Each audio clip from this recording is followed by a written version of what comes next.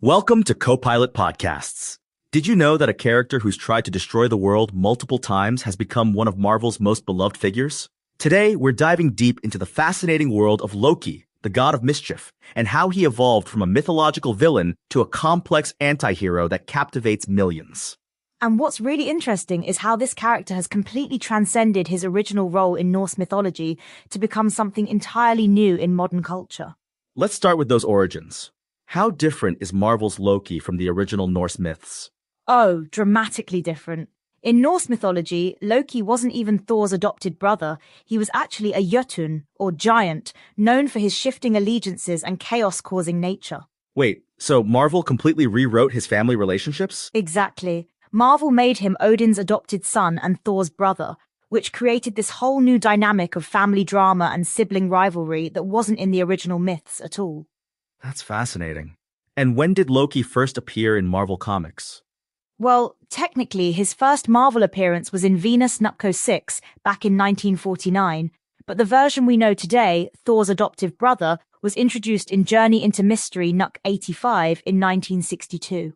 So he's been causing trouble in the Marvel Universe for over 60 years now. And you know what's really interesting? Over those decades, his character has become increasingly complex. He's not just a villain anymore. He's been a hero, an anti-hero, and everything in between.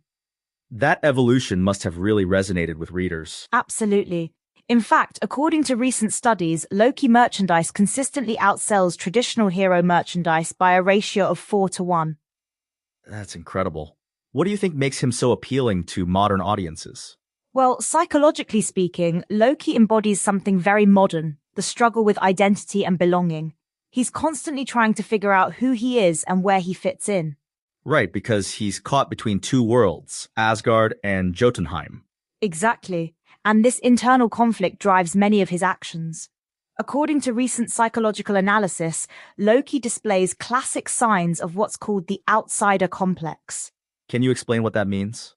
It's this fascinating pattern where someone simultaneously wants to be accepted by a group while also wanting to rebel against it. That's exactly what we see with Loki and Asgardian society. And that's reflected in his actions throughout the comics? Absolutely.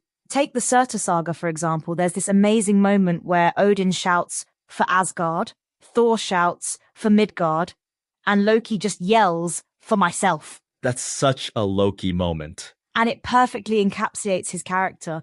He's not evil for evil's sake, he's just fundamentally self-interested in a way that makes him unpredictable. Let's talk about some of his most memorable storylines. What stands out to you? Well, one of the fan favorites is Trust Me from Loki, Agent of Asgard. It's this brilliant story where Loki actually tries to do good, but in his own trickster way. So he's trying to reform? Kind of. He wants to erase his past misdeeds from history, which is such a Loki way of handling redemption, trying to literally rewrite the past instead of just apologizing. That's fascinating. And then there's the more humorous stories, right? Oh yes, like the Frog of Thunder storyline where Loki literally turns Thor into a frog. It shows his mischievous side isn't always malicious. Wait, he turned Thor into a frog? How did that work out for him? About as well as you'd expect, Thor still managed to be heroic, even as a frog. It's actually become a beloved storyline among fans. It's amazing how Loki can swing between these serious, world-threatening plots and these almost playful pranks. That's what makes him such a compelling character. He's not just one thing, he contains multitudes, as the saying goes. And his powers, they're pretty extensive, right? According to the comics, he's got everything from superhuman strength and speed to advanced sorcery. He can project energy, create illusions, shapeshift, teleport, the works. That's quite a toolkit for causing chaos. And what's interesting is how differently he uses these powers compared to other characters. He's not about brute force, he's all about cunning and manipulation. Speaking of manipulation, let's talk about his role in forming the Avengers. Ah yes, ironically, his schemes of conquest reaching Earth inadvertently led to the formation of the team. He basically created his own worst enemies. Talk about unintended consequences. And that's such a Loki thing. His plans often have these unexpected ripple effects that come back to bite him. Let's talk about his impact on modern storytelling. How has Loki influenced the way we think about villains? He's really helped pioneer this idea of the sympathetic villain.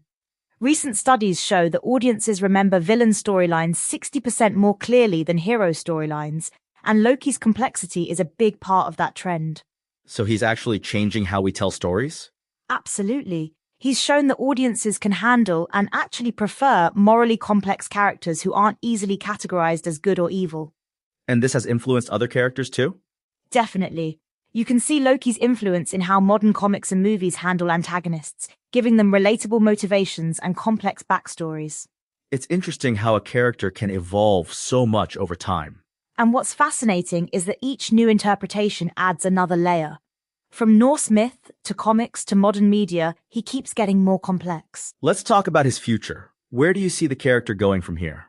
Well, recent developments in the comics and other media suggest they're leaning into his role as an agent of chaos rather than just a straightforward villain. That seems fitting for the god of mischief. Exactly. And it allows for more nuanced storytelling.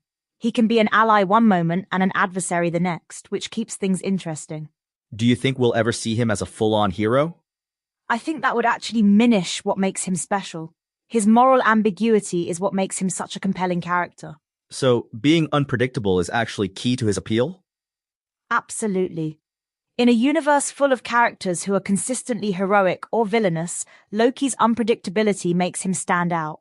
It's amazing how a character created in 1962 still feels so relevant today. And that's because his core struggles with identity, belonging, and redemption are timeless human experiences. So what's the biggest lesson we can learn from Loki's character? That people are complex, and that's okay.